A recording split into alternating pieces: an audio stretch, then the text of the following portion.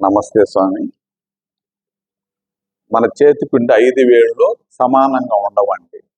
చిటికి నేలు కొంచెం చిన్నదిగా ఉంటుంది, ఉంగరం వేలు కొంచెం దానికన్నా కొంచెం పెద్దదిగా ఉంటుంది, మధ్య వేలు దానికన్నా కొంచెం పెద్దదిగా ఉంటుంది, చూపుడు వేలు మధ్య వేలు కన్నా చిన్నదిగా ఉంటుంది, బొటన వేలు దానికన్నా చిన్నదిగా ఉంటుంది. సో అంత మాత్రాన 5 వేళ్ళు కలిస్తేనే ఏమైనా చేయగలుగుతాం. మనం అన్నం తినాలంటే 5 వేలు ఉంటేనే బాగా తినేటందుకు అవకాశాలు ఉంటాయి. ఏదన్నా పని చేయాలన్నా కానీ 5 వేళ్ళు ఉంటేనే చేయగలుగుతాము. ఏదన్నా రాయాలన్నా కానీ సరే 5 వేళ్ళు ఉండాలి. సో అదే విధంగా జీవితంలో కూడా ఎవరి స్థాయి వాళ్ళకు ఉంటుంది. ఒక రైతు అనుకోండి, ఆయన పండిస్తేనే ఎవరైనా కానీ తినాలి. ఆ రైతు పండించుకుంటే తినేదానికి లేదు.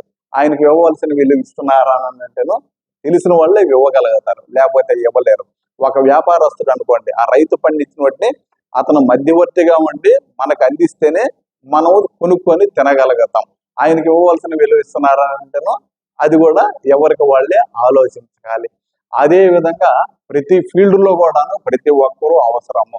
వర్షాకాలం ఎంత అవసరమో ఎండల కాలము అంతే అవసరము, ఎండల కాలం ఎంత అవసరమో చలికాలము అంతే అవసరం. మనకి రాత్రి ఎంత అవసరమో పొగులు అంతే అవసరం. అదే విధంగా ప్రతి ఒక్కరూ కూడాను భార్య ఎంత అవసరమో భర్త కూడా అంతే అవసరం, పిల్లలు అంతే అవసరం. దానికని ఈ విలువలు గుర్తించి ఎవరికి ఇవ్వవలసిన విలువ వాళ్ళకి ఇస్తూ మనము కూడా జీవితంలో ఆనందంగా, ఆరోగ్యంగా, సుఖంగా ఉండాలని మనస్ఫూర్తిగా కోరుకుంటున్నానండి. హరి ఓం.